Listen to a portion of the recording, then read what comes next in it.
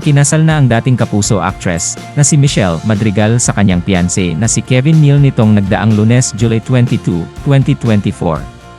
Ito ang ikalawang pagkakataon na nagpakasal si Michelle. Ang una niyang naging asawa ay ang Amerikanong football player na si Troy Woolfolk. Ibinahagi ng aktres ang pagpapakasal nila ni Kevin sa kanyang Instagram account ngayong araw ng Miyerkules, July 24. Naganap ang simple civil wedding ceremony sa isang courthouse sa Texas sa Amerika, base na rin sa kanyang ginamit na hashtag sa kanyang IG post, kabilang na ang mga hashtag na Austin, Texas, courthouse wedding, at civil wedding. Sa kanyang caption, nabanggit ni Michelle na plano rin nila ng kanyang husband na si Kevin na magsagawa ng isang hiwalay na celebration, kasama ang kanilang mga mahal sa buhay at malalapit na kaibigan. Kevin and I shared a deeply intimate union yesterday.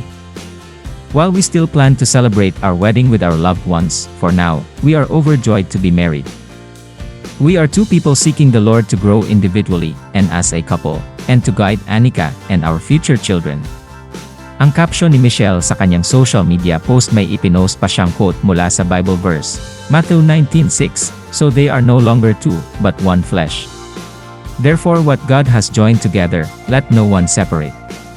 Matatandaang noong May 2024, unang ipinaalam ni Michelle sa publiko na engaged na sila ni Kevin, at pagsapit ng June, in-announce na nila ang kanilang planong pagpapakasal. Inilarawan pa niya si Kevin bilang partner in Christ, business partner, at the best stepdad to Anika.